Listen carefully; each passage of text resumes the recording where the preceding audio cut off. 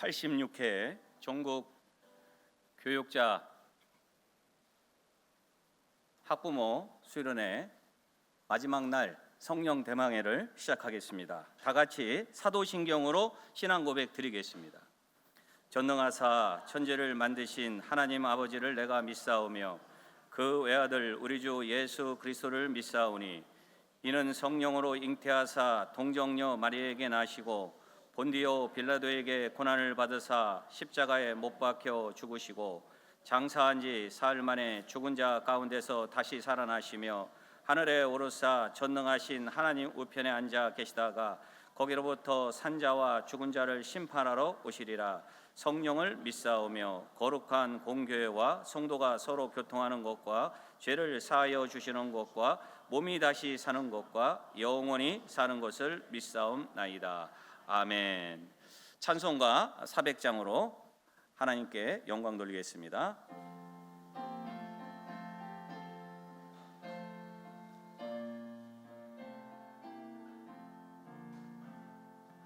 험한 시험 물속에서 나를 건져주시고 노한 풍랑 지나도록 나를 숨겨주소서. 주여 나를 돌보시사 거의 품어주시고 험한 풍파 지나도록 나를 숨겨주소서. 온세 능력 무한하사 모든 시험 이기고 풍랑까지 다스리는 주님 앞에 보니 주여 나를 돌보시사 거의 품어주시고 험한 풍파 지나도록 나를 숨겨주소서. 죄악 길에 빠지리 몸 캄캄한 데 헤매며 부르짖는 나의 원 들으소서. 내 주여 주여 나를 돌보시사 거의 품어주시고 험한 풍파 지나도록 나를 주소서. 아멘. 우리를 대표해서 마포중학교 박정창 선생님께서 기도해 주시겠습니다.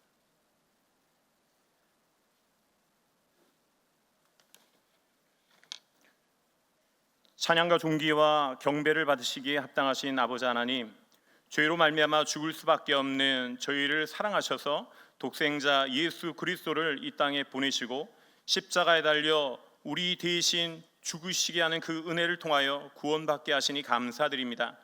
그 사랑과 은혜를 힘입어 이 시간 기도합니다. 저희들을 제86회 전국 교육자 학부모 학예 수련회에 성령의 임재라는 주제로 불러주셔서 순서마다 큰 은혜 부어주시니 감사드립니다. 먼저 저희 연약함을 고백합니다.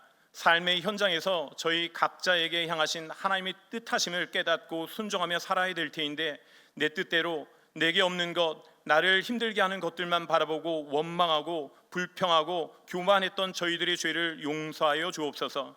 저희들이 영안을 열어 죄가 죄됨을 깨닫게 하시고 이 시간 회개하오니 예수의 보혈로 깨끗이 씻어 주옵소서. 바라옵기는 다시는 죄의 길에 서지 않도록 성령님 매 순간 지켜주시고 인도하여 주옵소서. 나라를 위해 기도합니다. 세계 유일의 분단 국가에서 지역으로, 이념으로, 세대로 나누어진 이 땅을 고쳐주시고 하나 되게 하옵소서. 위정자와 사회 각 분야의 지도자들이 먼저 하나님을 경외함으로 정의를 행하고 국민을 사랑하고 겸손함으로 다음 세대에게 희망을 선포하게 하옵소서. 이 백성을 이단과 동성애와 마약 등 각종 중독의 악한 길에서 떠나게 하시고 죄의 뿌리를 멸하여 주옵소서. 저 북한 땅이 복음으로 충만하게 하시고 지하교회 교인들을 지켜주시며 그들의 기도를 들어 주옵소서. 그 땅에 전쟁의 소문이 없게 하시고 나아가 복음 통일을 속히 이루어 주옵소서. 이 땅의 교회들이 이를 위해 기도하게 하시고 말씀과 성령으로 충만하여 교회의 머리 되신 그리스도만 높여드리며 거룩함을 회복하여 하나님을 기쁘시게 하는 교회 되게 하옵소서. 교육 현장은 과도한 경쟁으로 다수의 낙오자를 만드는 상황으로 치닫고 있습니다. 또한 가정의 붕괴로 상처받은 많은 아이들이 있습니다. 이 아이들을 불쌍히 여겨 주옵소서. 이들의 가정을 회복시켜 주옵소서. 자기 소견에만 옳다고 하는 이 세대의 풍조로 말미암아 학생, 학부모, 교사 사이에 불신의 담들이 높이 쌓이고 있습니다. 예수님의 이름의 능력으로 이를 헐어 주옵소서. 기독 교사요 기독 학부모인 저희에게 성령의 능력을 부어주시사 맡겨주신 아이들에게 그리스도의 사랑을 전하고 사랑으로 가르치는 사명을 온전히 감당하게 하옵소서. 또한 바라옵기는 저희들에게 믿음의 동역자를 붙여주셔서 함께 주신 사명을 감당하게 하시고 학교마다 교사, 학생, 학부모, 신우회와 기도 모임들이 살아 학교의 방주 역할을 감당하게 하옵소서. 이 시간 하나님의 말씀을 전해주실 김은성 목사님을 보내셔서 성령 대망으로 불러주시니 감사합니다. 목사님에게 성령으로 충만케 하시사 전하신 말씀을 통해 저희를 향하신 하나님의 선하신 뜻을 밝히 깨닫게 하시고 삶의 현장에서 각자에게 주신 말씀대로 사라지는 은혜가 있게 하옵소서. 이번 학예 수련을 위해 기도로 준비하신 전국 교육자 선교회의 임원들과 성회를 위해 찬양과 봉사로 보이지 않는 곳에서 섬기는 분들의 헌신을 기억하시고 은혜를 더하여 주옵소서. 우리 연약함을 아시고 우리를 지키시고 인도하시는 선한 목자 되신 예수 그리스도의 이름으로 기도드립니다. 아멘.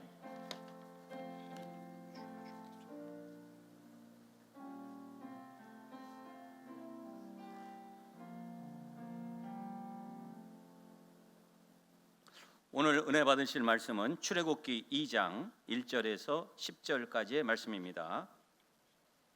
출애굽기 2장 1절에서 10절까지 말씀입니다. 다 같이 봉독하시겠습니다. 레위 가족 중 한 사람이 가서 레위 여자에게 장가들어 그 여자가 임신하여 아들을 낳으니 그가 잘생긴 것을 보고 석 달 동안 그를 숨겼으나 더 숨길 수 없게 되매 그를 위하여 갈대 상자를 가져다가 역청과 나무 진을 칠하고 아기를 거기 담아 나일강가 갈대 사이에 두고 그의 누이가 어떻게 되는지를 알려고 멀리 섰더니 바로의 딸이 목욕하러 나일강으로 내려오고 시녀들은 나일강가를 거닐 때에 그가 갈대 사이에 상자를 보고 시내를 보내어 가져다가 열고 그 아기를 보니 아기가 우는지라 그가 그를 불쌍히 여겨 이르되 이는 히브리 사람의 아기로다. 그의 누이가 바로의 딸에게 이르되 내가 가서 당신을 위하여 히브리 여인 중에서 유모를 불러다가 이 아기에게 젖을 먹이게 하리이까. 바로의 딸이 그에게 이르되 가라 하매 그 소녀가 가서 그 아기의 어머니를 불러오니 바로의 딸이 그에게 이르되 이 아기를 데려다가 나를 위하여 젖을 먹이라.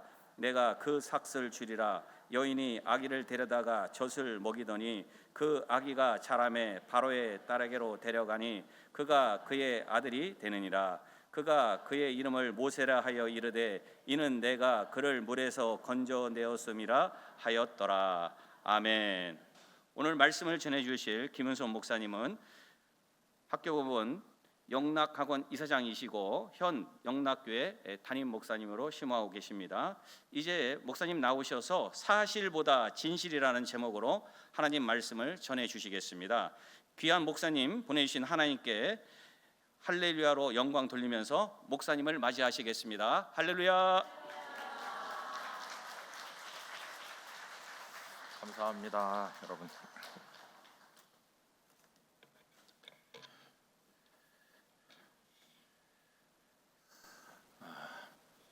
우리 교육자와 학부모님들 수련회인데요.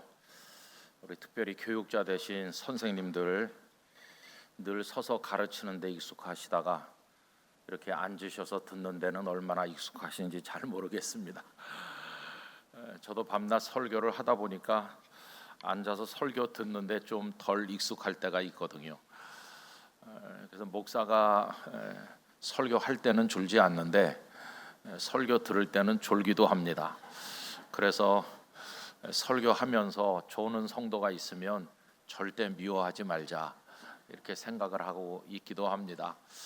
여러분, 어제부터 시작해서 오늘까지 다 바쁜 시간이실 텐데 이렇게 교육의 현실을 위해서 또 여러분들에게 주신 소명을 위해서 사랑하는 자녀들을 위해서 기도하는 일, 수련하고 또 훈련받는 일을 하고 계신 것에 대해서 치아를 드리고 하나님께서 여러분들의 간절한 기대와 소망을 따라서 응답해 주시기를 간절히 원합니다. 방금 전에 불렀던 400장 찬송 참 오랜만에 부른다는 생각이 들었습니다. 험한 시험 물속에서 나를 건져주시고, 부르면서 생각해 보니까 저는 잘 부르지 않는 찬송인데 제 부친께서는 가장 좋아했던 찬송이라는 생각이 들었습니다.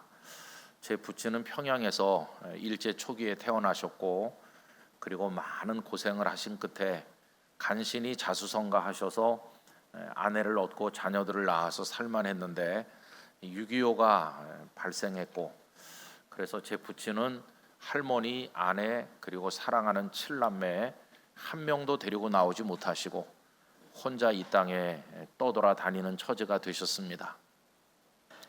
6.25 이후에 죽고 싶은 나날을 하루하루 견디면서 모진 목숨을 이어가면서 하나님 앞에 눈물로 기도하며 왜 제가 살아야 되는 것입니까? 이런 기도를 많이 드렸다고 하는데 하나님께서는 또 살아야 될 이유를 허락하여 주셨습니다. 험한 인생을 살면서 제 부친이 제일 많이 불렀던 찬송이 험한 시험 물속에서 나를 건져주시고 바로 이 찬송이었습니다. 여러분, 누구의 인생 하나하나 다 따져보면 험한 인생 아닌 인생은 없을 것입니다. 다 정도의 차이는 있을는지 모르지만 다 고통 가운데 몸부림치면서 괴로움 가운데 우리 한평생을 살고 있습니다. 제가 방금 전에도 어느 대학병원에 마지막 연명 치료를 포기하신 노 장로님, 임종을 기다리고 계신 장로님 병실에 다녀왔습니다마는 우린 그렇게 고난 가운데 살다가 또 하나님께서 이제 그만 내게로 오너라 부르시면은 가야 될 그런 존재입니다. 두 번 사는 것도 아니고 인생에는 리허설도 없습니다. 단 한 번 주신 삶을 하나님 안에서 사는 것에 감사하면서 영원한 생명의 나라를 향해 걸어갈 뿐인데, 그 짧은 세월 걸어가는 동안 무의미한 삶을 살 것인지 아니면 하나님께서 기뻐하시는 생명을 낳는 삶을 살 것인지 그것만이 중요하다고 생각합니다. 여러분들의 인생이 하나님 안에서 복되시기를 축원하고 많은 열매를 거두셔서 하나님께 큰 영광이 되시기를 간절히 기원합니다. 제 부친은 그렇게 고생 많이 하시는 가운데 주변 사람들의 권유를 받으셔서 어떤 여인과 재혼을 하셨고, 그리고는 떠돌아다니시다가 명동 옆에 충무로에 천막을 치고 정착을 하고 구멍가게를 열고, 그리고는 영락교회에 출석을 하셨습니다. 영락교회는 피난민들이 많이 모였기 때문에 거기 출석을 하셨는데요. 이제 제가 그 천막에 딸린 방이라고 할 수도 없는 거기서 출생하였습니다. 저는 영락교회에서 태어나서 6살까지 기억을 전혀 하지 못합니다만은 영락교회에 다녔던 사람이죠. 그리고 이제 제가 2살 됐을 때 어머니께서 제 동생을 낳으셨는데 아침에 동생을 낳고 점심 때쯤 세상을 떠났습니다. 그래서 그 천막 안에 손바닥만한 방에 거기 2살짜리인 제가 뛰어다니고, 아침에 태어난 피덩이가 있고 아내가 또 죽어서 누워 있고, 그 처참한 상황에서 영락교회 성도들이 오셔서 어머니 장례를 했고요. 제 동생은 아버지가 젖 한번 물려보지 못하고 베네 쪼고리 한번 입혀보지 못한 채로 아기를 낳지 못하는 먼 친척 집으로 보내서 그 집 자녀가 되어서 성장했습니다. 그러면서 아버지는 저를 데리고 이렇게 둘이 절망 가운데 계시다가 또 어떤 분이 저를 보더니 내가 얘를 키워서 목사가 되게 하겠습니다. 그래서 제 어머니가 되어 주셔서 얼마나 눈물의 기도와 사랑으로 저를 키우셨는지 오늘의 제가 있게 된 것이죠. 여러분, 우리들의 인생을 가만히 보면 다 그런 이야기들이 너무나도 많아요. 그래서 다양한 스토리들을 가지고 살아가는데 중요한 것은 우리 인생의 이야기 속에 하나님이 계신가 하는 것입니다. 그것만이 중요한 줄로 믿습니다. 제가 오늘 여기 순복음교회 예배당에 오니까 감회가 새롭습니다. 제가 중학교 3학년 다닐 때 다니던 교회에서 이제 중동부 회장을 했는데 그때 4월 5일 식목일이 됐을 때 그때는 식목일이 공휴일이었습니다. 학교에 가지 않았는데 아침부터 열이 많이 났어요.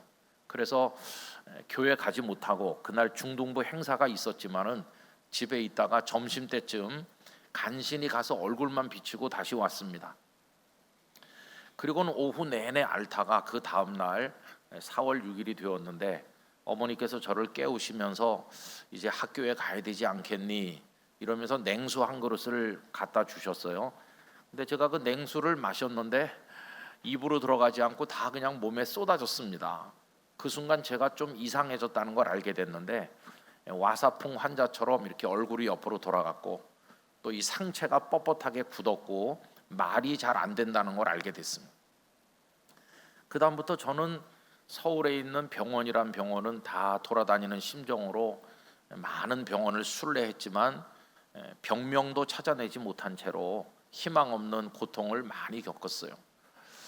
그래도 뭐 5월, 6월, 7월, 8월 그럴 때는 이 세상에 나를 고칠 의사가 어딘가 한 사람은 있겠지 이런 막연한 희망을 가졌고 여름이 지나니까 절망감이 많이 찾아왔습니다. 친구들은 좋은 고등학교 간다고 입시 공부를 열심히 하는데 저는 학교도 갈 수도 없는 처지가 되다 보니까 너무나도 큰 절망을 겪었어요. 그러고 있던 중에 9월 달쯤 됐을 때 어떤 분이 저를 보고 싶다고 했습니다. 그냥 평범한 교회 권사님이고 가정주부이셨는데 그래서 제가 그 신길동에 있는 그 권사님 댁을 찾아갔더니 그 권사님께서 내가 너를 위해서 이야기를 듣고 전혀 모르는 아이지만은 너를 위해서 한 주간 금식 기도를 했는데 너를 보고 싶어서 불렀다 그렇게 하시더니 이제부터 너는 기도를 이렇게 하면 좋겠어. 하나님 저를 고쳐주시면 목사 되도록 하겠습니다. 그렇게 하나님과 타협을 시작하는 게 좋겠어. 그런 말씀을 하셨어요. 저는 요만했을 때는 누가 너 커서 뭐 되겠느냐 그러면 당연히 목사 된다고 했어요. 그럼 사람들은 너는 생긴 것도 목사같이 생겼고 꼭 목사 되라 그러면서 얼마나 저를 쓰다듬어 주셨는지 그때 다 달아버렸어요. 근데 나중에 초등학교 고학년이 되고 중학생 되면서는 절대 돼서는 안 되는 게 목사다. 그건 할 짓이 못 돼. 그런 생각이 들었어요. 근데 중학교 3학년 때는 목사는 절대 하면 안 될 걸로 생각했는데 몸은 병들고 희망이 없는데 그 권사님께서 고쳐주시면 목사 된다고 해라. 그래서 우선 살고 봐야 되니까 하나님 앞에 고쳐주시면 목사 되겠노라고 기도를 했습니다. 그리고 여러분 예전에 우리나라의 신유의 은사로 유명하던 현신의 권사님이라든가 변계량 권사님 같은 분 아시죠? 그런데 많이 갔어요. 가서 안찰 기도도 받고 뭐 이런 거 저런 거 많이 했는데 별 희망이 없었어요. 그렇게 한 11월 달이 되니까 완전히 절망했어요. 근데 어떤 분이 서대문 로타리에 가면은 환자를 위해 기도해 주는 교회가 있다고. 그래서 어느 수요일 저녁에 부모님과 함께 그 교회 수요 예배를 갔습니다. 엄청난 많은 사람들이 모였는데 저는 한 명씩 기도해 주나 하고 일찍 가서 앞자리에 앉았거든요.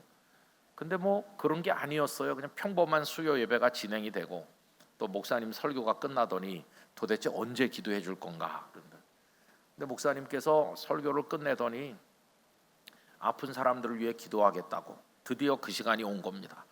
환자들은 그 자리에 일어나라고 했는데 저는 드문드문 한 명씩 일어나는 줄 알았더니 전체가 몽땅 다 일어나는 것이었어요. 제 어린 나이에 굉장히 야속했습니다. 왜 그러냐 하면은 아니 드문드문 일어나야 하나님께서 은혜를 이렇게 뿌리실 때 내 목도 있는 건데 이렇게 몽땅 일어나면 도대체 내게 돌아올 은혜가 있겠나, 그런 야속한 생각이 들었어요. 근데 목사님께서 각자가 자기 아픈 곳에 손을 대라고, 제가 이렇게 얼굴에 손을 대고 어머니 아버지는 제 양쪽에서 제 상체에 손을 대고 목사님은 기도하시고 한 2-3분 기도하고 우리 다 앉으라 그래서 앉았죠. 그랬더니 목사님께서 오늘 여기 온 사람 중에 얼굴과 상체에 병이 있는 사람을 하나님께서 깨끗이 고쳐주신다는 응답이 왔으니 그런 사람은 그 자리에 일어나라고 하셨어요. 근데 한 명도 일어나지 않았어요.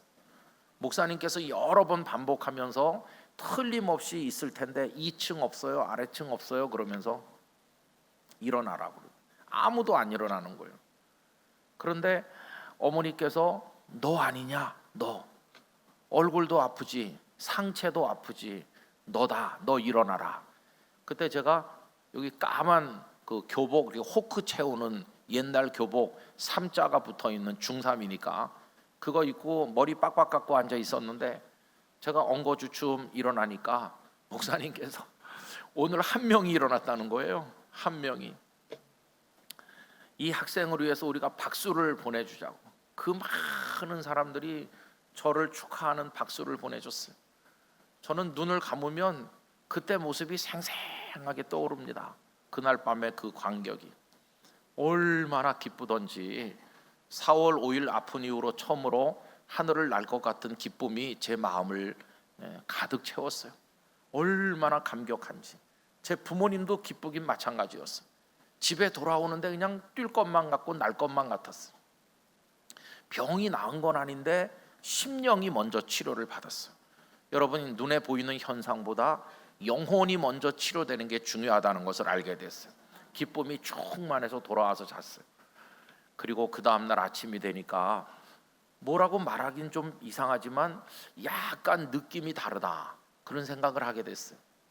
여러분, 하나님께서 저에게 손을 대기 시작하신 거예요. 하루 더 자고 나니까 조금 더 부드러워졌고 조금 더 풀리는 것 같고 그러더니 한 보름쯤 되는 날 아침 제가 온전하게 회복됐습니다. 완벽하게 회복됐어요.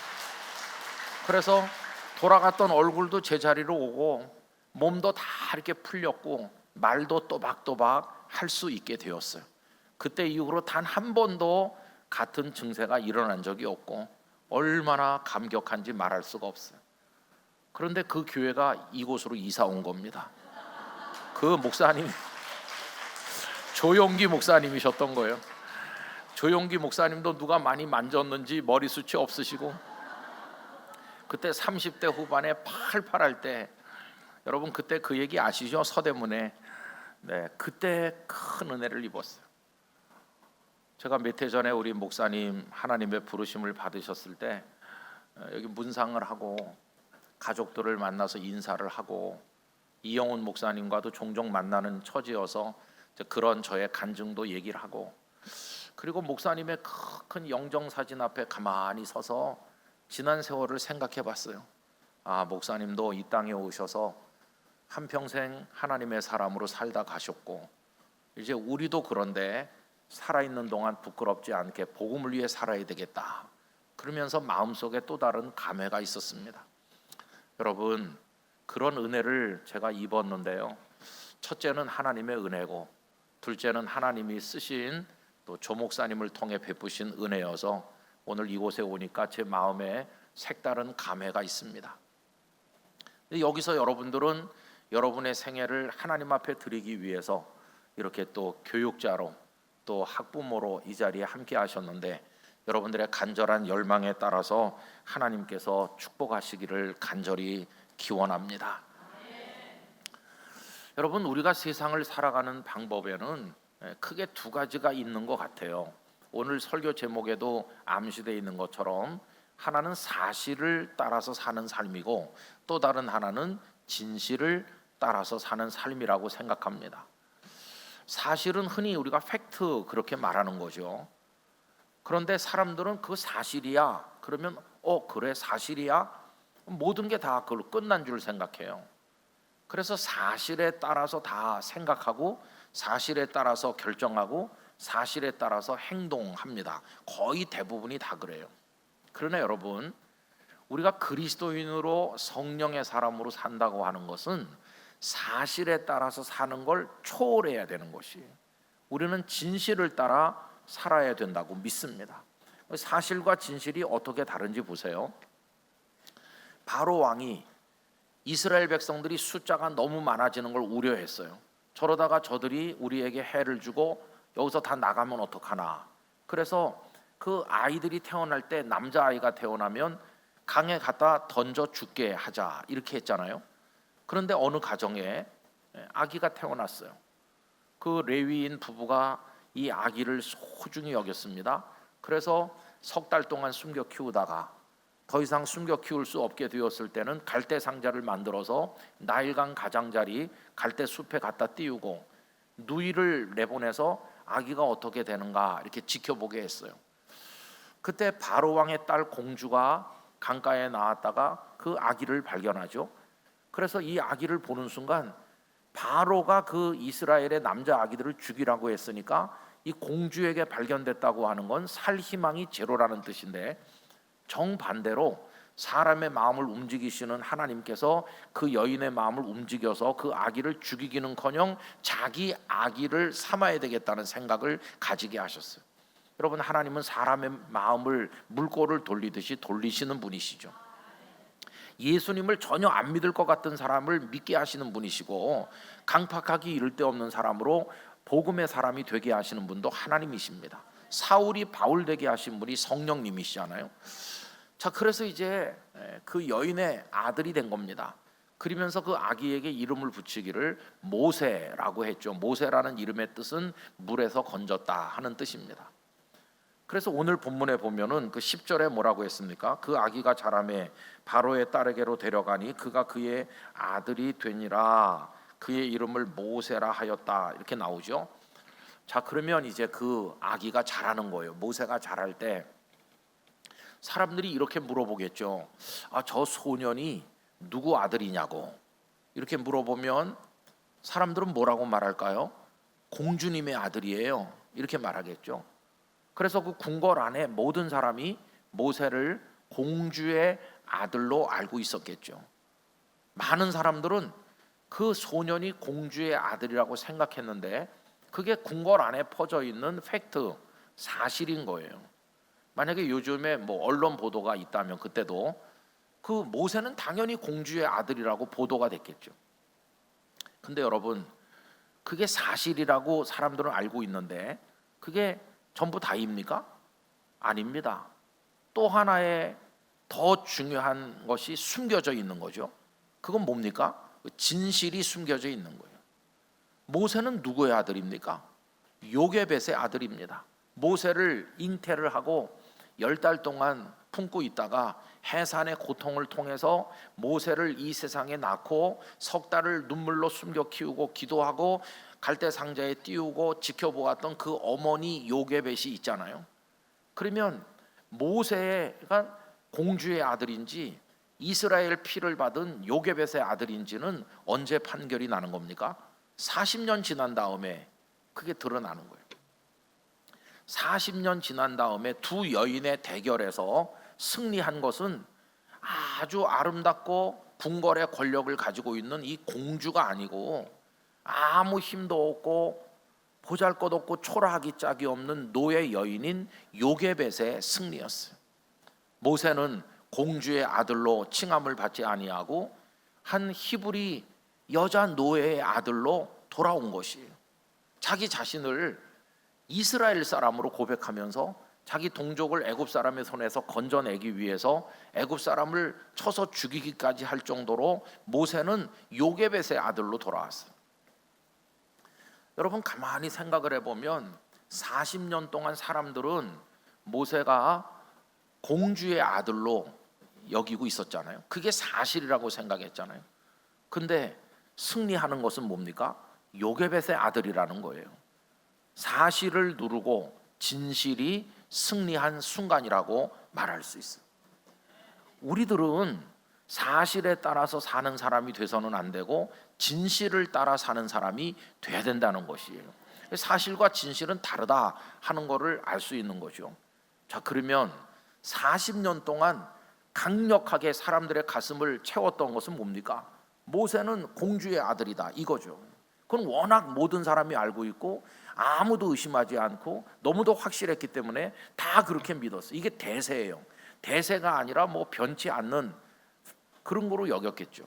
그런데 진실은 숨겨져 있고 보이지 않고 너무 연약하고 아무도 상상도 못하고 아무도 생각하지도 않았어요. 그런데 마지막에 승리하는 건 이 진실인 것이에요. 진실이 승리한다. 이걸 우리는 알아야 되는 것이에요.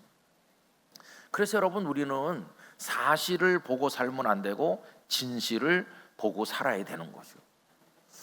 여러분, 시간으로 말하면 사실은 현재입니다. 현재 모세는 공주의 아들이다. 모두가 다 그렇게 알고 있어요.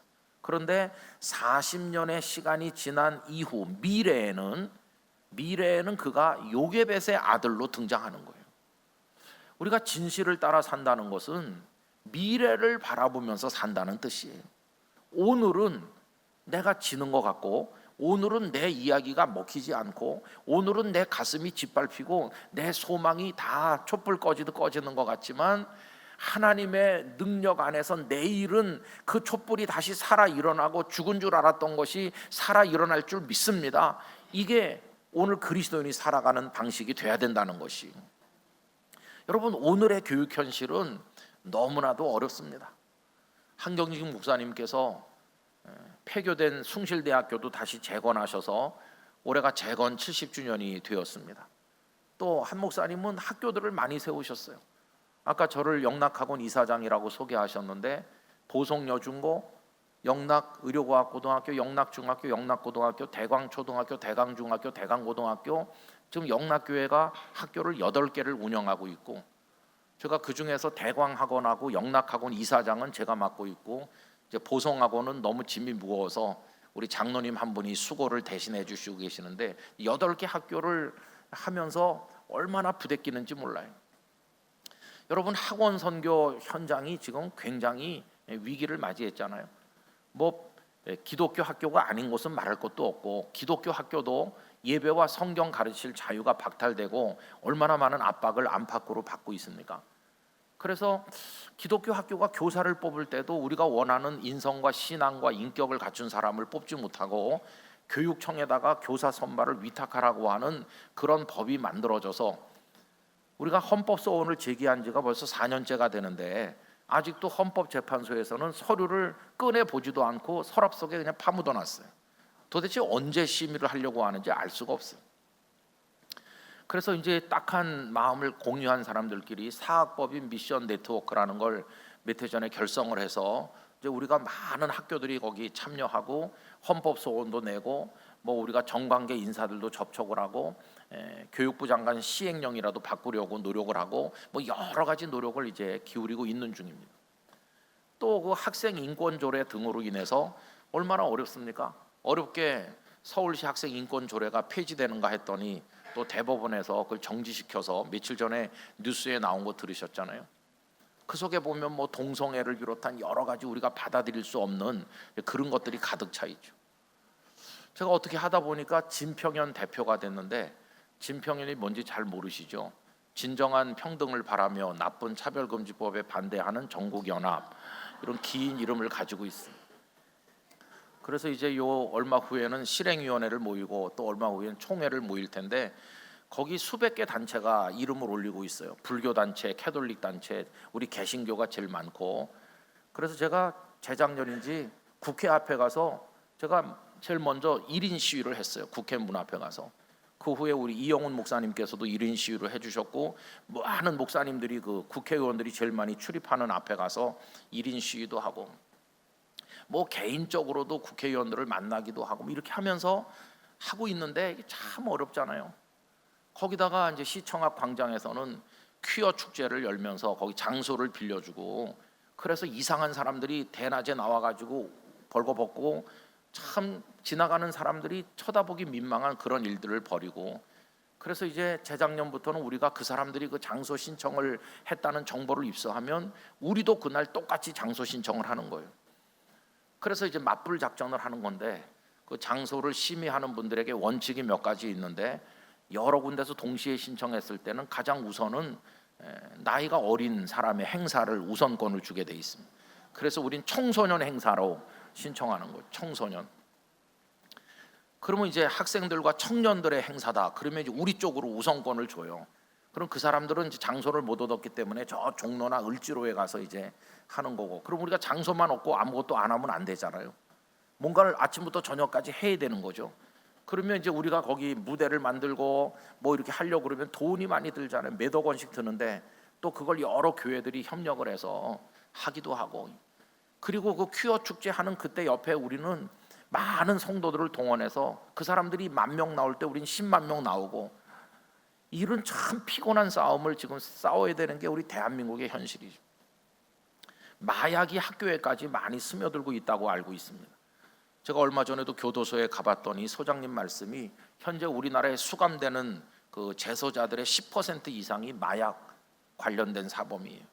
마약이 아주 드물게 한두 명 있는 게 아니라 이제는 우리나라가 머지않아 전 세계 마약 소비국 1위가 될지도 모르는, 그게 급속하게 지금 퍼져나가고 있는 중입니다. 마약, 온갖 중독들, 그다음에 창조 질서에 위배되는 여러 가지 얘기들, 뭐 그런 것들이 국회에는 그런 법들이 지난 회기에만 거의 80가지가 각 상임위원회에 발의돼 가지고 있었는데, 이번 22대 국회는 또 어떻게 하는지 알 수가 없는 거죠. 이게 오늘 우리의 눈앞에 펼쳐진 거예요. 이게 지금 다 사실이에요. 사실. 없는 얘기가 아니라 뉴스에 보도되고 실제로 이루어지고 있는 사실이에요. 우리들은 전후 좌우에 사실들에 의해서 지금 막 깔려가지고 숨을 못 쉬고 죽을 지경이에요.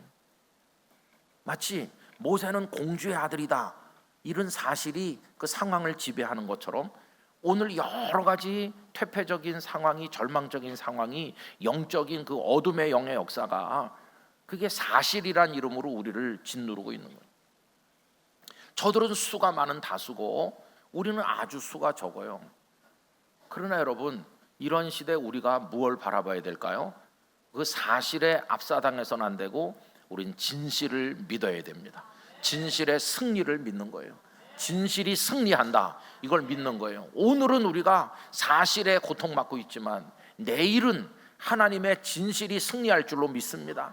모세가 요게벳의 아들로 돌아오는 것이에요.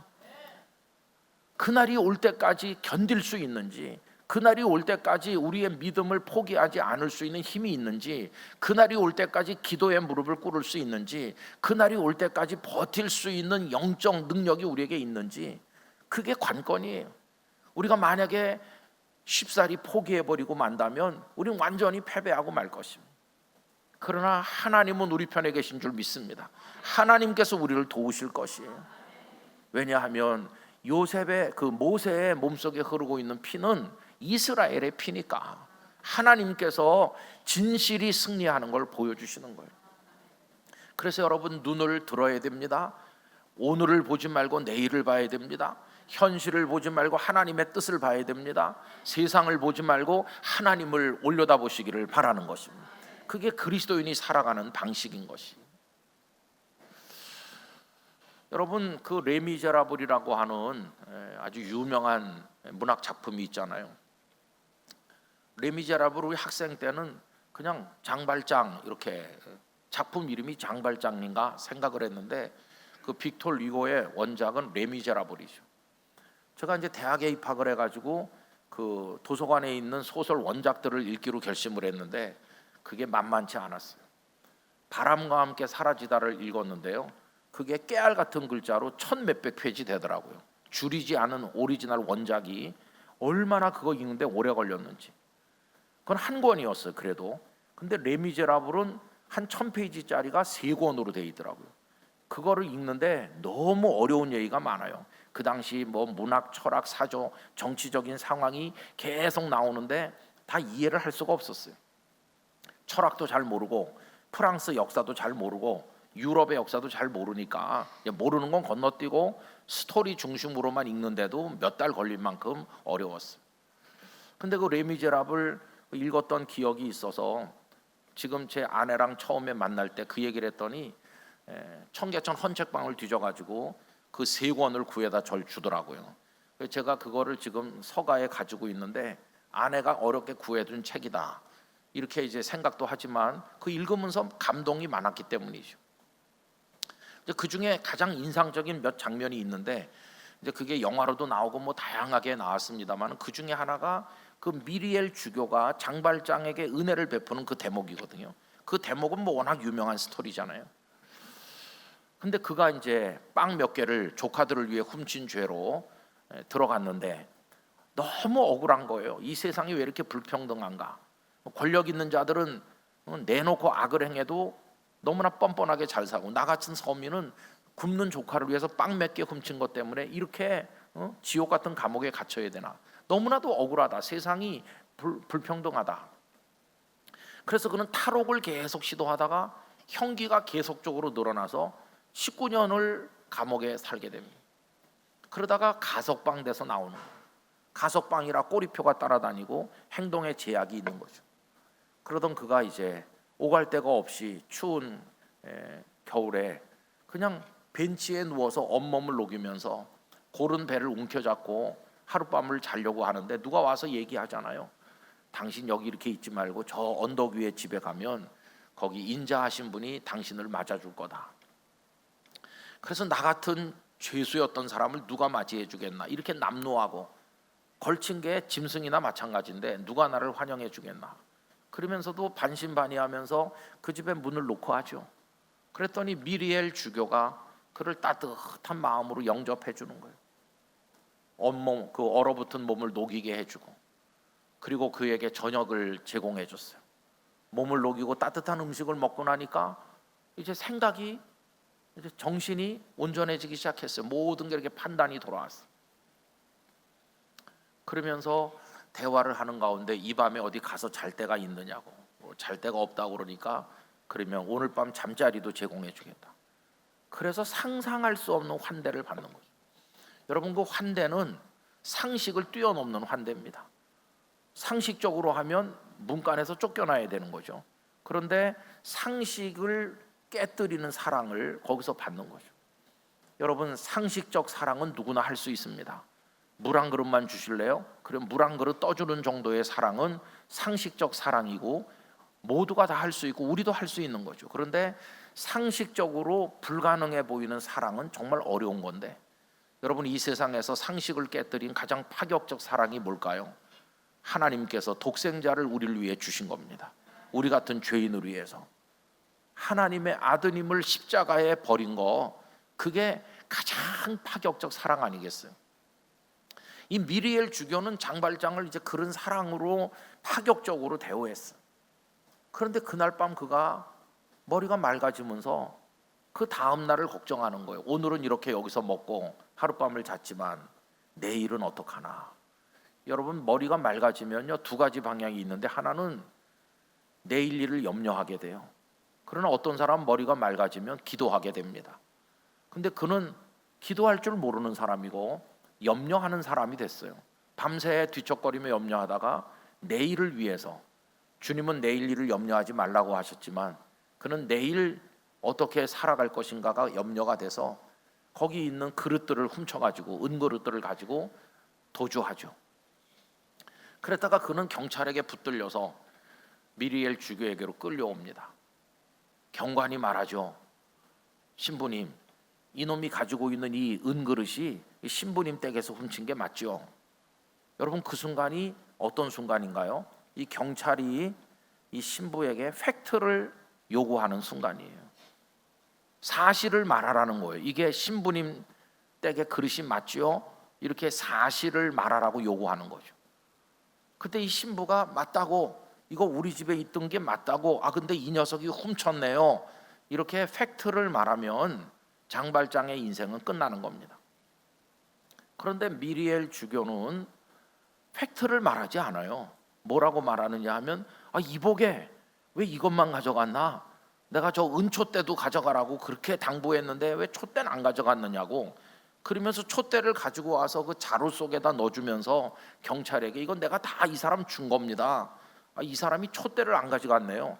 촛대까지 넣어서 돌려보내는 거예요. 여러분 이게 뭡니까? 그 신부는 거짓을 말했잖아요. 사실을 말하지 않고 거짓을 말하는 거예요. 아니 어떻게 사실을 말하지 않았지? 왜 거짓을 말했지라고 할 때 답이 하나입니다. 그 신부는 사실은 말하지 않았으나 진실을 말한 것이에요. 진실.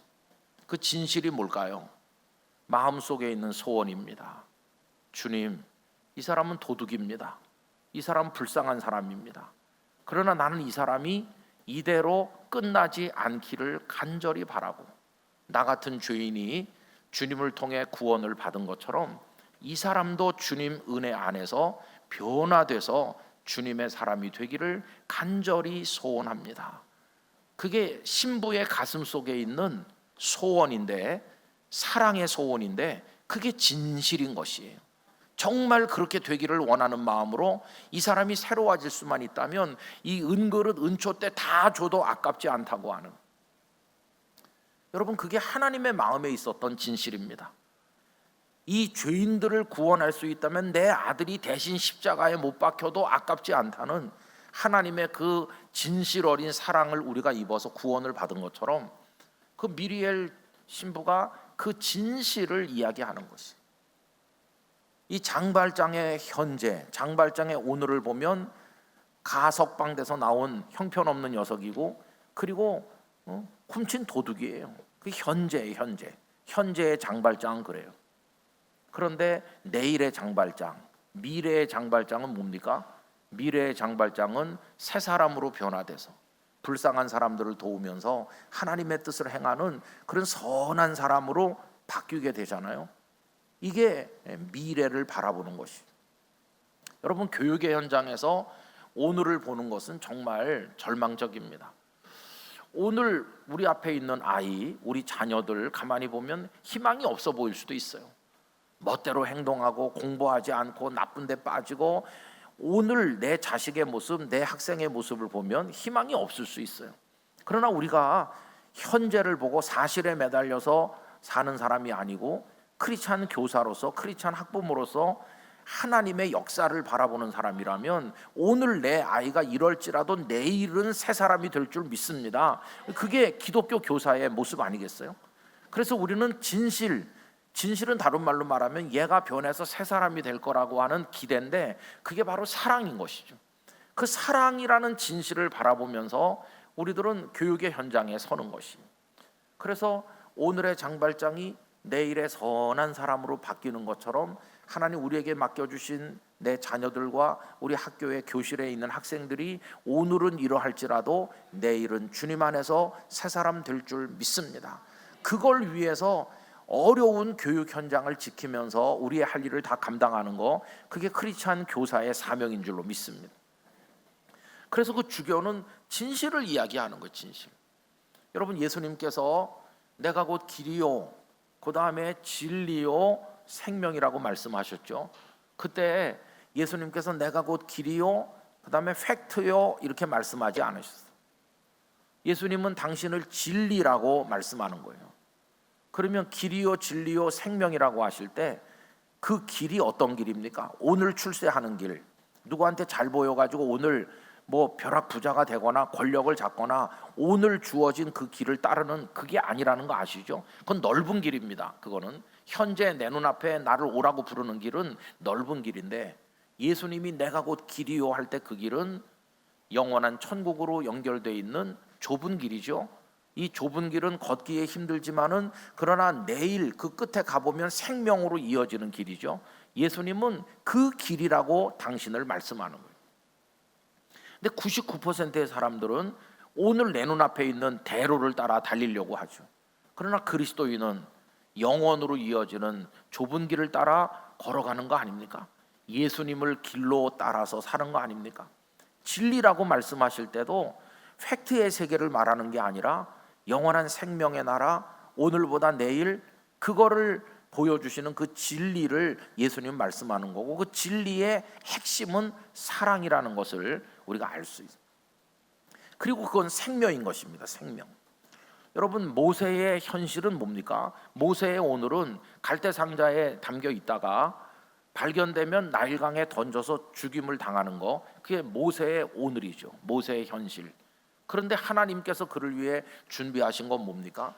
그런 팩트의 무서운 세계, 생명을 죽이는 세계에 그가 태어났지만 하나님께서는 그를 영원한 생명으로 이어나가게 만드시는 거죠. 죽을 자리에서 살려내셨잖아요. 그것도 또 공주를 통해 살려내시는 엄청난 역사를, 아무도 상상도 못할 일을 이루셨잖아요. 하나님께서 그를 살리신 게 한두 번이 아닙니다. 애굽 사람을 죽이고 붙들릴 위기에 처했을 때 하나님은 그를 미디안 광야 은신처 이드로의 집에 처소를 준비하시고 그 딸과 결혼하게 하시고 거기서 40년 동안 지나게 하시고, 나중에 바로 왕의 손이 그를 위협했지만 하나님은 그를 눈동자와 같이 지키시고, 이스라엘 백성들과 함께 홍해 앞에 섰을 때 홍해 물에 다 수장될 수밖에 없는 절망의 상황에 처했죠. 뒤에서는 병거 600성을 거느린 바로의 군대가 질풍노도처럼 밀려오고 앞은 망망대해고 꼼짝없이 죽을 수밖에 없었지만, 그러나 하나님은 생명이시기 때문에 동풍이 불게 하셔서 바다가 갈라지고 바다를 마른 땅처럼 건너므로 생명을 얻게 하셨죠. 그리고 모세가 120세가 되었을 때 비스가산 느보산 꼭대기에서 하나님의 부르심을 받아서 죽은 것 같지만, 여러분, 그가 죽었으나 그래서 소멸돼서 없어졌나요? 아닙니다. 변화산 위에 예수님 올라가셨을 때 엘리야가 나타나고 거기 모세가 나타났잖아요. 모세는 죽어서 없어진 것이 아니라 영원한 생명의 품에 안겨 있는 것입니다. 예수님은 그 생명을 이야기하시는 거예요. 오늘 병원에서 특별한 수술과 치료를 통해서 조금씩 생명을 억지로 연장하는 그런 생명이 아니라 차원과 질이 다른 부활이 우리에게 보여주는 영원한 생명, 그걸 우리 예수님은 보여주시면서 내가 그 생명이라고 말씀하는데, 그래서 여러분, 우리 크리스찬들은 그 사실의 세계를 뛰어넘어서 진실을 따라 살아가는 사람이라는 걸 잊어서는 안 되는 것입니다. 여러분, 사실 눈앞에 있는 이 현실은 우리를 절망으로 이끌고 갑니다. 그러나 주님께서 이끌어 가실 내일을 바라보는 것은 우리를 소망 가운데 버틸 수 있는 힘을 줍니다. 그게 뭡니까? 그게 믿음입니다. 믿음. 주님께서 승리하실 줄 믿습니다. 하나님이 살아계시는 줄 믿습니다. 하나님 반드시 우리를 긍휼히 여기실 줄 믿습니다. 그게 믿음이죠. 여러분, 제가 옛날 오래전에 바위를 깨는 계란, 그런 설교도 하고 글도 쓴 적이 있어요. 바위를 깨는 계란이 뭡니까?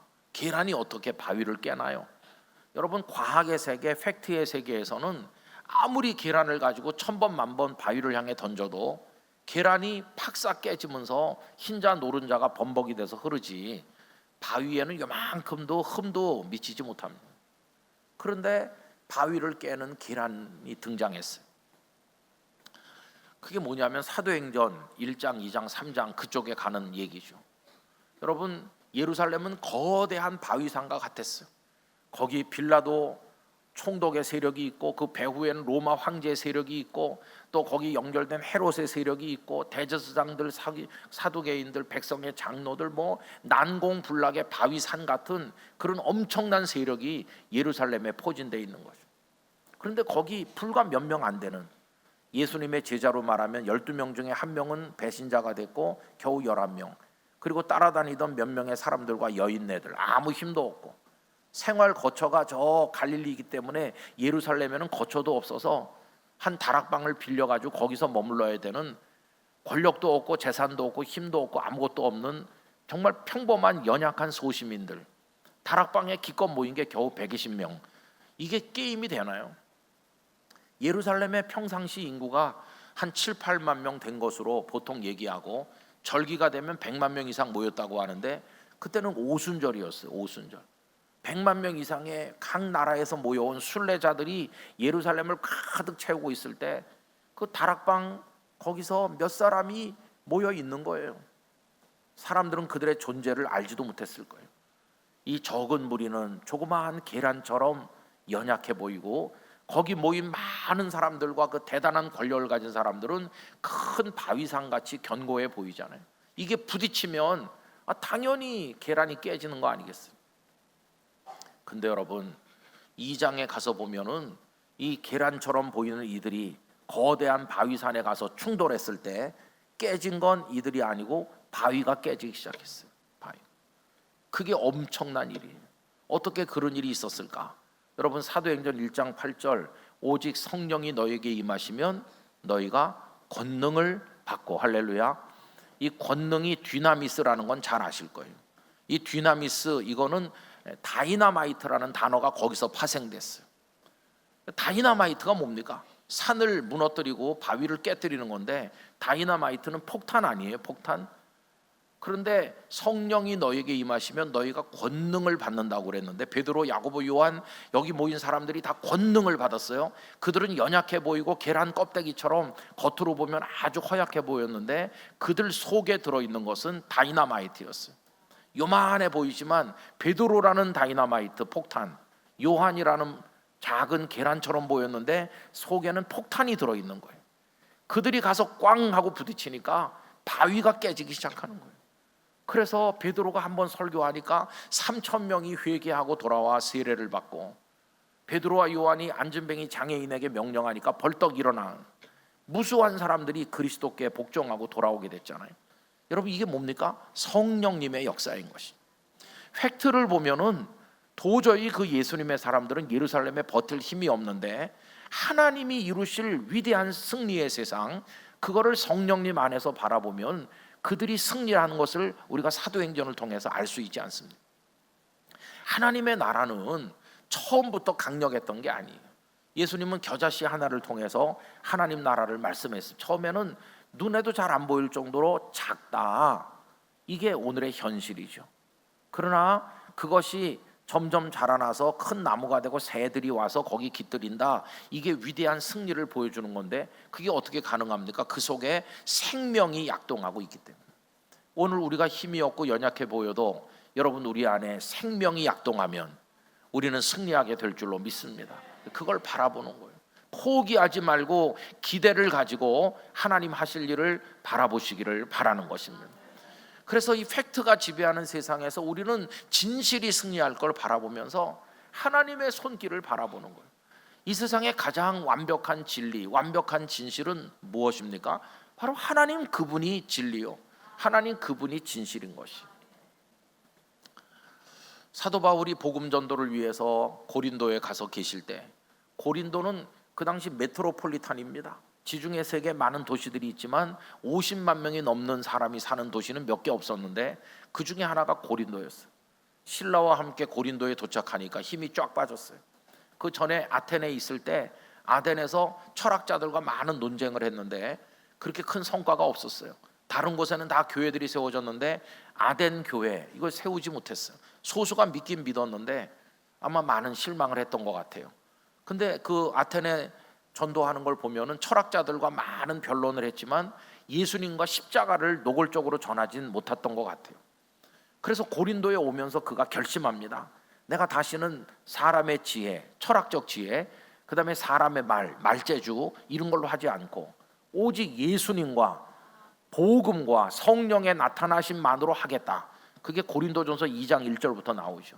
고린도에서는 더 이상 인간적인 말재주 이런 거 도전하지 않고 성령님의 역사를 의지하고 예수님만 전하고 복음만, 십자가만 전하겠다. 이렇게 결심해요.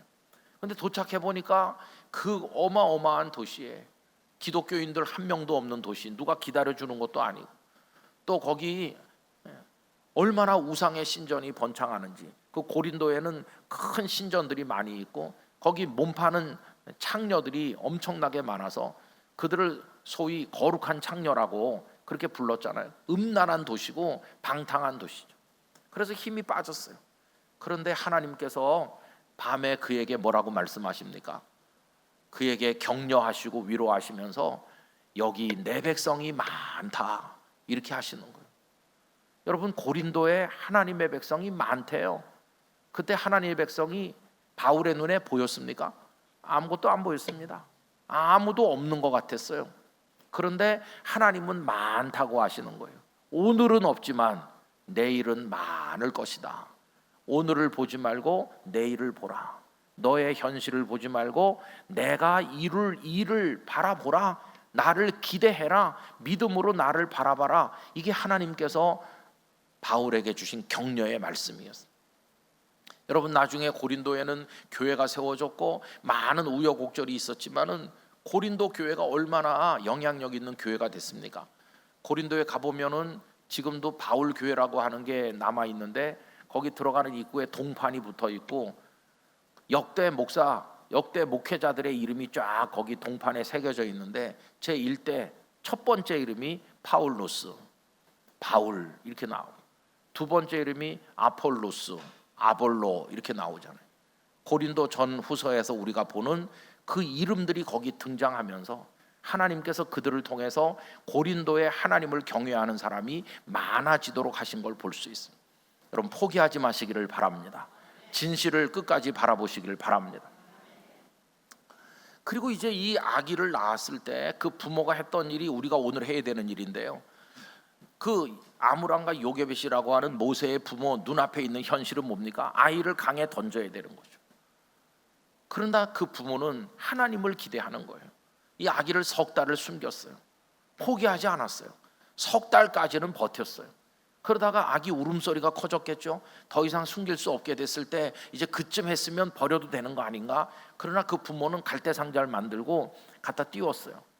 남들보다 더 최선을 다하는 거예요. 절대로 포기하지 않겠다. 갈대상자에 띄우고, 그리고는 누이 미리암을 내보내서 어떻게 되는가 보라. 여러분, 거기 4절 말씀에 보면 그의 누이가 어떻게 되는지를 알려고 멀리 섰더니, 그 미리암이 가서 그 갈대상자 안에 들어있는 자기 동생을 생각하면서 가만히 보는 거예요. 미리암만 바라봤을까요? 집에 있는 아므람과 요게벳도 우리 아들이 어떻게 될까? 그러면서 얼마나 그 마음의 눈으로 나일강가를 바라보고 있었을까요? 어떻게 되는지를 알려고, 이게 뭐냐 하면 하나님을 향한 기대인 것이, 하나님, 우리 손을 떠났습니다. 이제 우리 손을 떠났지만 전능하신 하나님은 여전히 역사하시는 줄 믿습니다. 그러면서 지켜보는 거, 이 기대하는 마음, 이게 믿음인 것이. 여러분, 믿음으로 기대하면 하나님 반드시 역사를 이루실 것입니다. 아까 제가 이제 저희 집안 얘기를 하면서, 그래서 어머니가 제 동생을 낳고 낮에 돌아가셨다고 그랬잖아요.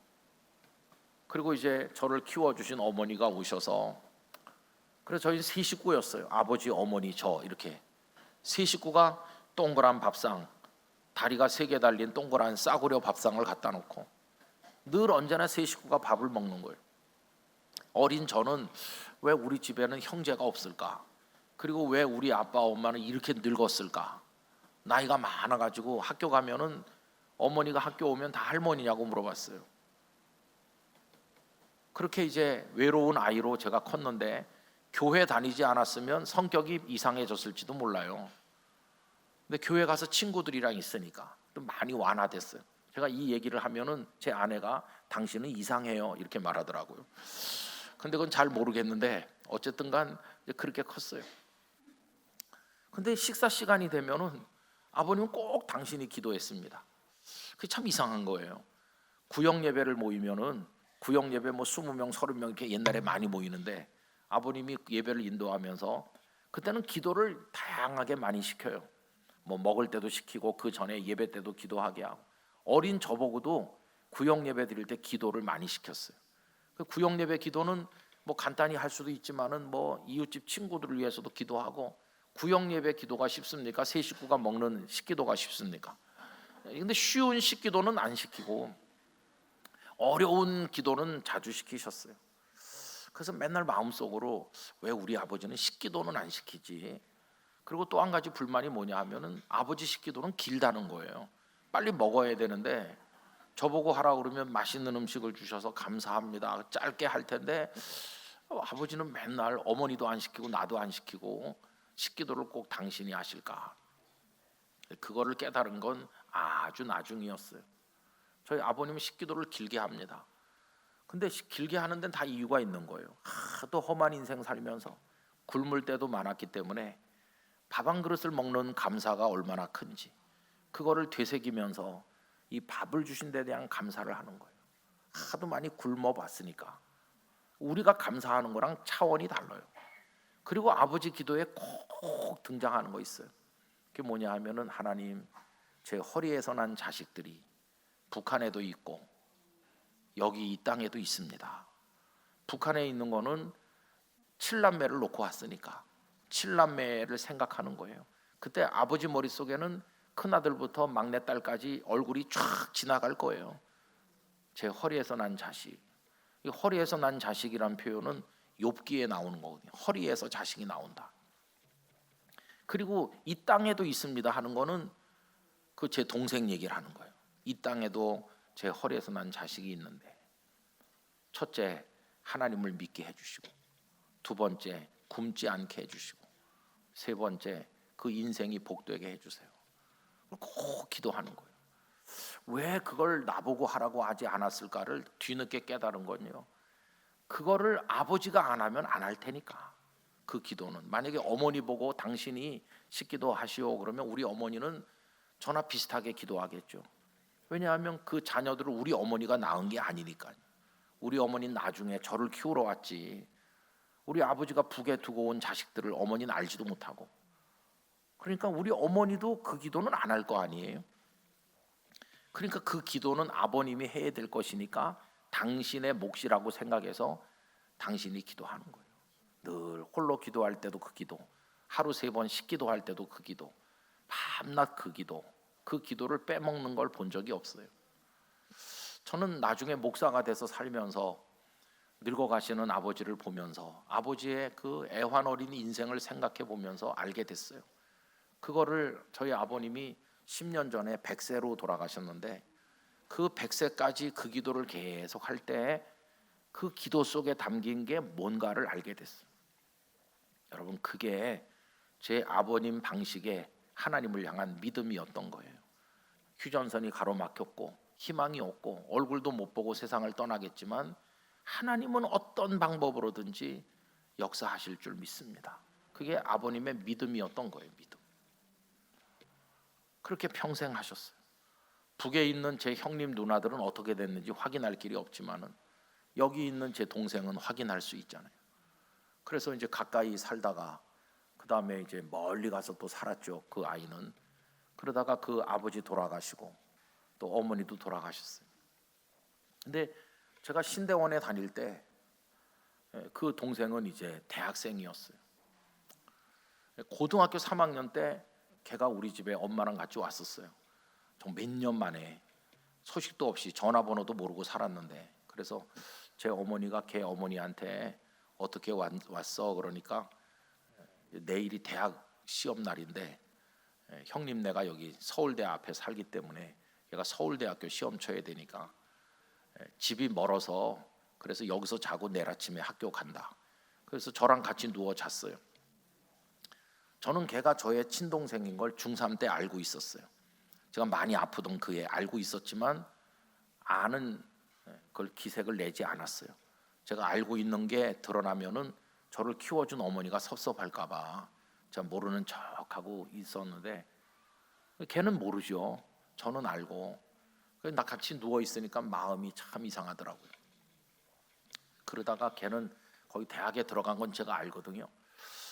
그리고 이제 저는 신대원에 가고 걔는 뭐 또 그렇게 살고 소식이 없고 그랬는데 제가 어느 날 수업을 받다가 갑자기 걔가 보고 싶은 거예요.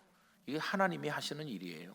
갑자기 뜬금없이 몇 년 동안 얼굴도 안 봤는데 보고 싶다. 그래서 제가 수업을 받다 말고 무조건 그 학교로 찾아가서 내가 아무개 형인데 주소도 전화번호도 모르는데 좀 알려달라. 그러니까 직원이 무슨 형이 주소도 전화번호도 모르냐고. 여러분, 요즘은 개인정보 보호 때문에 택도 없지만 그때는 친절하게 알려주더라고요. 그래서 찾아가지고 종이에 메모를 해줬어요. 그래서 제가 그 집을 물어물어 찾아갔더니 아무도 없더라고요. 옆집 아주머니한테 어디 갔나요? 그랬더니 그 어머니가 오늘 내일 한다고.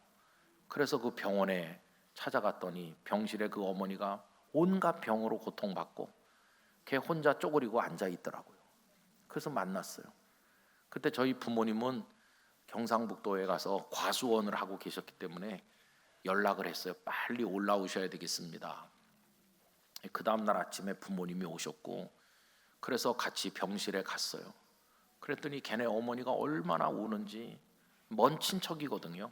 울면서 저희 아버님에게 아주버님 죄송합니다. 아주버님이 늘 신앙생활 잘하라고 했는데 하나님 잘 못 믿고 이렇게 세상 바람 따라 살다가 여기까지 왔고 몸에 병들고 너무 죄송하다고. 그래서 아버님이 예수 믿고 꼭 구원받아야 된다고 복음을 다시 얘기하고 고백하게 하고 위에서 기도해주고 꼭 천국에 가야 된다고 그렇게 하고 돌아왔는데 저는 그 옆에서 보고 있잖아요. 그 장면이 어떻게 느껴졌냐 하면은 아주버님 감사합니다. 대개 아드님을 저희 가정에 주셔서 그동안 행복했는데 이제 나는 세상을 떠나니까 아들 도로 데려가세요. 꼭 그러는 걸로 느껴지더라고요. 근데 이상하죠. 그렇게 마지막 기도를 드리고 돌아왔는데 그날 밤에 하나님께서 그 어머니를 부르시더라고요. 그렇게 해서 아들을 다시 돌려받으신 거예요. 아버지가 주선해 갖고 장례식을 다 하고 연구차를 타고 내려오는데 아버님은 저 앞에 앉아 계시고 걔랑 나랑 나란히 앉았어요. 그래서 제가 손을 꼭 잡고 방금 묻고 오는 분은 너의 어머니가 아니다. 너를 키워주신 어머니고 너를 낳아주신 어머니는 네가 태어나는 날 하늘나라에 가셨고 그 어머니가 너와 나의 어머니고 저 앞에 계신 분이 너와 나의 아버지다. 그리고 이제 집에 왔더니 아버지가 저희 둘을 앉혀놓고 그 비극적인 얘기를 처음으로 말씀했어요. 너희 둘은 친형제고 내 자식이고 그런 얘기를 다 하셨어요. 그 저희 키워주신 어머니 옆에서 울고 계시고 참 그런 일이 있었어요. 여러분 그리고 나서 걔는 대학을 졸업을 하더니 그 이모가 있는 미국으로 가겠다고 떠났어요. 그리고는 아무 소식도 없이 오래 지났어요. 그래도 저희 아버님은 내 허리에서 난 자식 그 기도를 그치지 않았어요. 저는 그게 이 미리암이 내 동생 어떻게 되나 하고 갈대숲을 지켜보던 그 마음이라고 생각합니다. 하나님을 기대하는 마음이죠. 그런데 제가 이제 어느 목회지에 가서 목회할 때 누가 찾아왔다고 그래서 비가 많이 쏟아지던 토요일 저녁에 교회로 가보니까 걔가 와 있는 거예요. 아니 어떻게 알고 형이 신학교 다녔기 때문에 목사가 됐겠지. 그래서 검색을 해보니까 여기 있는 줄 알고 왔다. 그때 마침 부모님이 내려와 계셨어요. 그래서 가서 만나고 눈물의 또 만남이 이루어졌죠. 아버지가 물어봤습니다. 어떻게 소식도 한 번 없이 그렇게 긴 세월 어디서 뭐하고 지냈느냐. 그러니까 미국에 가서 공부를 해서 학위도 받고 그래서 여기 어느 우리나라 국책연구원에 와서 일하게 됐는데 동료 연구원이 자기 여동생을 소개해가지고 장가도 들었고 아들도 둘 낳았다고 신앙생활도 잘하고 잘 믿는 집안에 장가를 간 거예요. 아버지가 많이 우시면서 기도가 헛되지 않는다. 야곱은 요셉이 죽은 줄 알고 있었잖아요. 그런데 나중에 요셉이 총리가 돼가지고 장가 들어서 에브라임과 므낫세 아들 둘을 데리고 아버지 앞에 나타났잖아요. 꼭 그 우리 동생이 그렇게 해갖고 다시 아버지 앞에 등장한 거예요. 그래서 제일 황당한 사람이 우리 재수죠. 우리 재수는 천의 고아인 줄 알고 시집 왔는데 시아주버니도 있고 또 시부모도 있고 그래서 그쪽 어른들하고 저희 부모님하고 그 다음에 상견례를 했어요. 상견례. 그리고 이제 우리 동생이 아들 노릇을 하는 거예요. 그 재수는 며느리 노릇을 하고 그리고 저는 지방에서 목회를 하는데 부모님을 돌봐드리지 못하는데 그 동생 가정이 또 부모님을 돌봐줘. 믿음 생활 잘하더니 이제 그 교회에서 장로가 되는데 거기 담임 목사님이 형님이 와서 뭐 순서를 맡아야죠. 제가 가고 아버지 장로 은퇴하면서 교회에서 반지를 받은 게 있었는데 그 반지를 제가 간직하고 있다가 동생 줬어요. 이건 아버지가 너에게 유일하게 주는 거다. 젖도 한번 못 물려보고 베네 쪼고리도 한번 못 입혀봤지만 또 아버지가 수십 년 하늘나라 갈 때까지 너를 위해 기도했다는 건 잊지 말아라. 그 기도가 헛되지 않아요. 여러분 그게 하나님을 기대하는 겁니다. 이렇게 미리암이 갈대 상자에 누워 있는 자기 동생을 하나님이 어떻게 하실 것인가 하면서 바라보니까 그 눈앞의 현실 사실은요 희망이 제로죠. 희망 제로입니다. 저렇게 있다가 조금씩 물이 스며들어오면 깔아앉아 죽을 거고, 공주가 발견했을 때 눈앞이 캄캄해졌겠죠. 하필이면 저 사람에게 발견되다니, 이제 내 동생은 끝났어. 근데 여러분, 사람이 끝이라고 생각하는 곳에서 하나님은 시작하시는 거예요. 그래서 모세가 공주의 아들로 신분이 바뀔 줄 누가 알았겠어요? 그렇게 40년을 살다가 마지막에는 요게벳의 아들로 돌아왔고, 진리가, 진실이 승리하는 거죠. 바로 왕을 누르고 그 수백만의 백성을 이끌고 출애굽하는 모세를 생각해 보세요. 그게 하나님께서 하시는 일이에요. 여러분, 하나님은 지금도 살아서 역사하고 계시는 줄 믿습니다. 우리가 그 다락방에 모여 있었던 몇 명 안 되는 사람들이 권능을 받고 이렇게 해가지고 겉으로 보면 계란처럼 연약하지만 그들 속에는 성령의 능력이 있었잖아요. 이게 오늘 우리가 하나님 앞에 갈망해야 될 기도 제목인 것이, 하나님, 우리에게도 성령의 능력을 주시옵소서. 우리도 승리하게 하여 주시옵소서. 여러분, 그렇게 한다면 우리 인생에서도 승리하고, 교육 현장에서도 승리하고, 자녀를 키우는 데서도 승리하고, 하나님의 영광을 위해 우리에게 한 번 주어진 인생을 살아나갈 수 있게 될 줄로 믿습니다. 여러분들에게 그런 믿음, 성령의 능력 허락해 주시기를 간절히 축원합니다. 우리 대한민국의 상황도 여러 가지로 어려운 일이 너무 많아요. 그렇지만은 우리가 이 대한민국의 정치가 발전하고 사회 제도가 바뀌어서 잘 될 거라는 기대를 가질 수는 없지만, 단 하나의 기대가 있다면 하나님이 역사하시니까, 기도를 들으시니까, 하나님 우리의 기도를 들어주십시오. 우리에게도 성령의 능력을 주십시오. 우리도 승리하게 하여 주시옵소서. 그건 믿고 오늘 여기 모인 거 아닙니까? 여러분, 그런 믿음을 가지고 어디 가서든지 하나님의 사람으로 살아나가시고, 특별히 교육이라고 하는 가장 고결한 현장에 여러분들이 몸을 담으셨으니까 이 소중한 일을 잘 감당하시게 되기를 간절히 축원합니다. 주님의 은혜가 함께 하시기를 진심으로 기원합니다. 이제 다 같이 머리 숙여서 우리 하나님 앞에 한 몇 가지 기도 제목으로 하나님 앞에 기도하기를 원합니다. 여러분, 제가 두서없이 여러 가지 말씀을 드렸는데, 하나님, 저희에게 믿음을 주시옵소서. 현실만 보지 않게 하시옵소서. 전문가는 사실만 모아가지고 분석하고 설명하는 게 전문가지만, 우리는 전문가가 되는 게 아니라 믿음의 사람이 되기를 원합니다.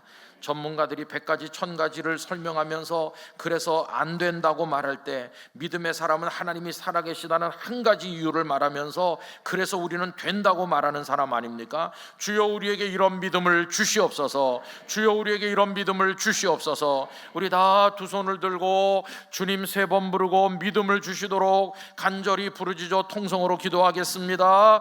주여, 주여, 주여. 거룩하신 아버지 하나님, 오늘 저희들 이 자리에 모아주셔서 하나님 말씀을 같이 나누게 하심을 감사를 드립니다. 아버지 하나님이 우리를 에워싸고 있는 현실은 너무나도 절망적이고, 우리들은 연약하고 우리의 현실을 깨뜨릴 수 있는 방법도 능력도 아무것도 없지만 하나님이 살아계신 줄 믿습니다. 하나님의 전능하신 능력으로 저희들을 붙들어 주시기를 원합니다.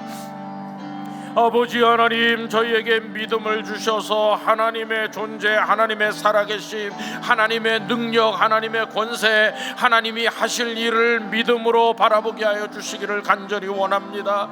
우리를 보지 말고 하나님을 보게 하시고, 오늘을 보지 말고 내일을 보게 하시고, 현실을 보지 말고 하나님이 이루어 나가실 위대한 진실, 그 사랑의 미래를 바라볼 수 있도록 역사하여 주시기를 간절히 원합니다. 주여, 저희에게 믿음을 주시옵소서. 주여, 저희에게 믿음을 주시옵소서. 주여, 저희에게 믿음을 주시옵소서. 위대하신 하나님의 역사를 저희 가운데 나타내 보여 주시기를 원합니다. 믿음 없는 저희를 불쌍히 여기시고 아버지 하나님, 저희에게 큰 믿음의 역사를 허락하여 주시옵소서. 할렐루야. 하나님을 찬양합니다. 하나님께 영광과 존귀를 올려드립니다. 아버지 하나님, 영광을 받으시고 우리에게 큰 믿음을 허락하여 주시옵소서. 오 나의 하나님, 영광 받아 주시옵소서. 우리에게 큰 믿음을 주시옵소서. 이 종에게 믿음을 주시고 우리 교육의 현장에서 믿음을 주시고 하나님을 바라보며 나갈 수 있도록 은혜를 더하여 주시옵소서. 아멘.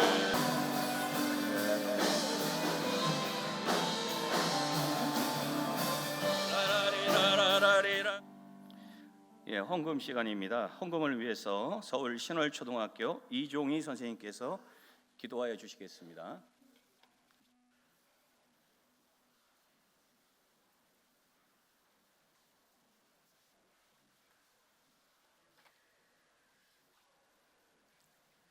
사랑하는 하나님, 우리에게 하나님의 말씀이 믿어지는 은혜를 주시고 예수 그리스도의 십자가 사랑이 얼마나 큰지 알게 하시고 부활과 영생에 대한 소망함을 주셔서 감사합니다.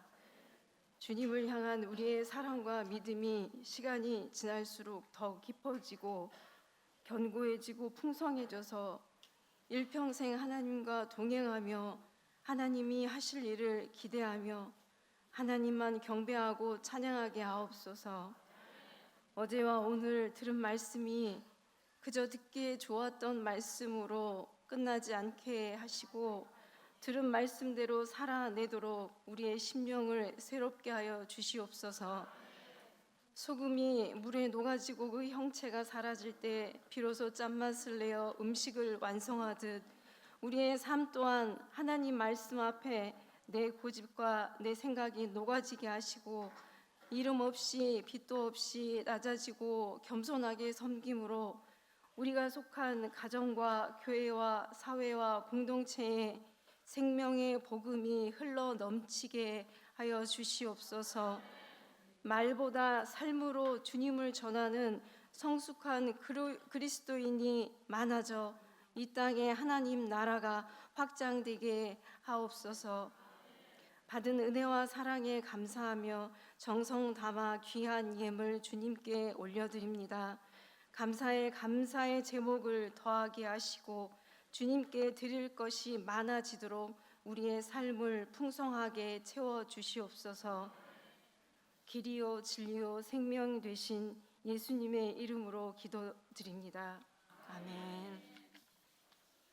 헌금송은 여의도 순복음교회 전국교육자 선교회 우쿨렐라 찬양팀이 해주시겠습니다. 헌금 특송곡은 난 예수와 좋다고 가서 제자 삼으라 두 곡입니다.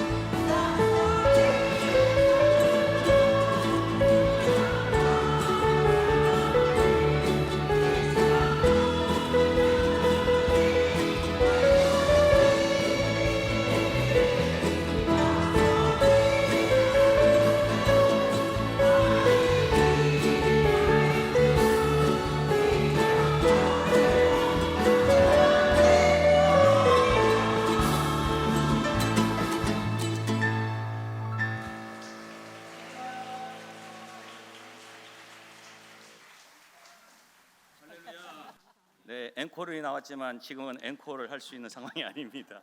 앵콜을 들으시고 싶으신 분은 주일날 11시에 전국교육자 선교 예배가 있으니까 그때 참석해 주시면 매주 연습을 합니다. 찬양을 합니다. 참석해 주시면 돼요. 오늘 귀한 말씀 전해주신 김은성 목사님께 감사로 박수로 감사드리겠습니다. 자, 나라를 위해서 통일을 위해서 기도 많이 해주시고 영락교회를 위해서 기도 많이 해주시면 좋겠습니다. 아멘. 지금은 통일의 때를 여는 기도가 필요합니다. 우리 김은성 목사님 나오셔서 봉헌과 축도해 주시겠습니다. 아버지 하나님, 영광을 받으시옵소서. 저희의 생명과 소유와 저희의 지식과 시간과 모든 것이 아버지의 것이니 올려드립니다. 영광 받으시고 사용하여 주옵소서. 우리 전국 교육자 선교회를 축복해 주시옵시고 연분연 부흥하고 이 자리에서 성령의 불이 점화되고 각 학교로 흩어져 또 가정에서 학생들을 뒷바라지하면서 하나님의 뜻을 이루어 이 시대에 다니엘을 키워낼 수 있도록 하나님 도와 주시옵소서. 이틀간의 수련회를 마치고 돌아가는 발걸음을 평온케 하여 주시옵소서. 생명의 구주요 교회의 머리이신 예수 그리스도의 은혜와 만복의 근원 되신 아버지 하나님의 사랑과 성령님의 임재 교통하심이 포기하지 아니하고 하나님을 기대하며 성령의 능력으로 무장하고 눈앞의 현실 사실의 세계에 짓눌려 살지 아니하고 믿음으로 하나님의 진실 승리의 내일을 바라보며 살 것을 다짐하는 모든 분들 가운데 영원히 함께 하시기를 축원하옵나이다. 아멘.